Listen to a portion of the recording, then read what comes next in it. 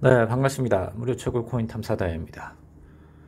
제가 지난 12월 5일 날에 하이퍼 토큰에 대해서 일단 먼저 한번 언급을 했습니다. 영상 올렸는데, 그때 당시 이제 그 문제가 많았고, 지금은 좀 안정화된 것 같아요.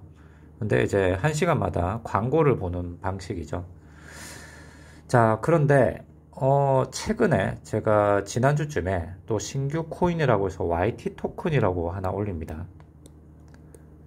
예, 이걸 올렸는데, 가만히 보니까 이게 그 하이퍼 토큰하고 비슷할 줄만 알았는데 해당 영상에서도 그 하이퍼 토큰하고 좀 비슷한 구조인 것 같다라고 했는데 자 이걸 보니까 그냥 그 하이퍼 토큰하고 그냥 같아요.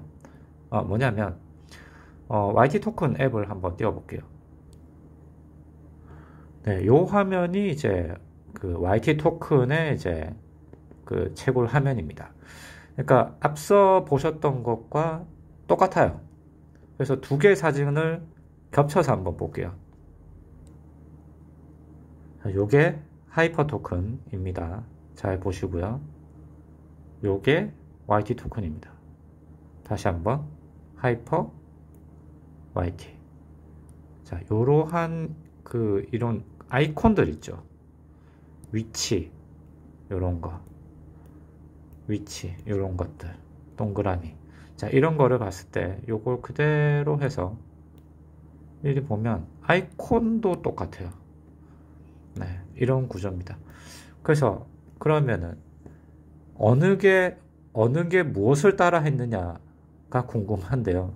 그래서 그러면 이제 그 앱 출처를 이제 한번 봐야죠. 구글 플레이스토어 기준으로 해서 앱 정보를 보면 여기에 출시 날짜는 11월 19일로 돼 있어요. 그런데 다운로드는 5만 회입니다. 네, 업데이트는 12월 4일로 돼 있고 자 그러면 YT 토큰을 볼게요. 여기에 YT 토큰 네 여기를 들어가 보면 앱 정보 자 이거는 11월 17일이에요. 업데이트 날짜는 11월 23일이고 근데 다운로드 1000회밖에 안 됐다.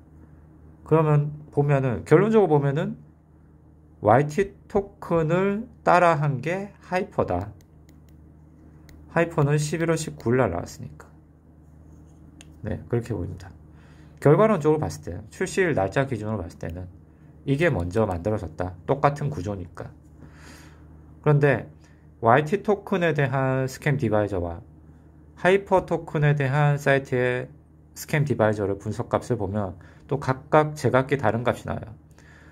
하이퍼 토큰은 서버 관리자가 US로 뜨고 YT 토큰 같은 경우는 이제 서버가 터키 거로 나와요. 그래서 실제도 여기 터키 언어로 되어 있어요. 하이퍼도 영어로 되어 있고. 자, 근데 각각의 점수는 차이가 있습니다. 여기는 YT 토큰인데 트러스트 스코어가 75점으로 높아요. 여기는 높게 나옵니다. 왜냐하면 웹사이트 스피드가 평균적이고 그 다음에 뭐 그런 이유가 있고 그 다음에 여기에 국가는 터키로 되어 있죠. 그럼 하이퍼를 볼게요. 하이퍼는 25점 밖에 되지 않습니다. 근데 여기에 쭉 내려다 보면 도메인의 나이는 이제 1개월 밖에 되지 않았고 관리는 US로 되어 있어요. 네, 이런 거를 봤을 때는 하이퍼는 5만 엔을 다운받았음에도 불구하고 스캠 디바이저 값은 낮게 평가가 되고 YT 토큰 같은 경우는 도메인이나 SSL 인증수도 확인이 되면서 70 몇 점으로 나오지만 다운로드 수는 1000회밖에 되지 않았고 앱은 먼저 YT가 먼저 출시를 한 셈이죠.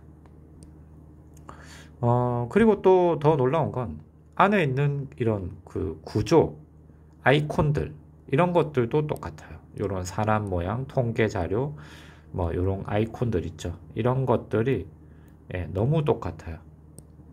자, 이거는 YT 토큰, 사람 모양, 이런 이니셜. 보통 이런 게 다 틀리거든요. 이런 게 틀릴 수밖에 없는데 색상이나 뭐 어떻게 이런 게 똑같을 수 있는지는 모르겠지만 자, 그런데 이것이 이렇다라고 해서 어떤 코인은 스캠이다, 이 코인은 뭐 진짜다 라고 판단 지을 수는 없어요. 왜냐하면 스캠이라고 하는 정의는 어떤 금액적인 부분을 투자를 했는데 그 돈이 손실을 발생했는데, 자, 그 손실에 대한 원인이 그 투자를 한 곳이 갑자기 사라졌거나 먹튀를 했거나 아니면 이게 정말 사기이거나, 예, 그런 것일 경우에 스캠이라고 지칭을 할 수가 있고요. 이거 같은 경우는 어떤 우리가 뭐 그냥 일종의 단순 지메일을 가지고 그냥 단순 가입을 한 것뿐이죠. 그래서 이것이 이 앱은 스캠이다, 아니다라고 이렇게 명명할 수는 없어요. 사전적으로는. 예, 그래서 최근에 나오는 것들이 만약에 이것들이 그 나중에 이제 채굴은 하시는 거는 이제 채굴을 하다가 나중에 이제 점진적으로 뭐 KYC를 인증을 해야 된다거나 그런 절차는 있을 것 같아요. 분명히.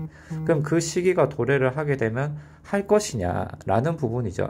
그러면 애초에 그거를 내가 집집에서 하지 않을 거라고 하면 굳이 이 코인을 채굴할 필요가 있느냐는 겁니다. 그래서 그런 거는 어차피 채굴하는 코인들이 지금 거의 지금 저 같은 경우는 100개가 넘어가는데, 그럼 굳이 이 리스트에 이 코인의 리스트를 넣어야 될 필요성이 있느냐는 거죠. 그래서 여러분들도 판단을 해보시면 될 것 같아요.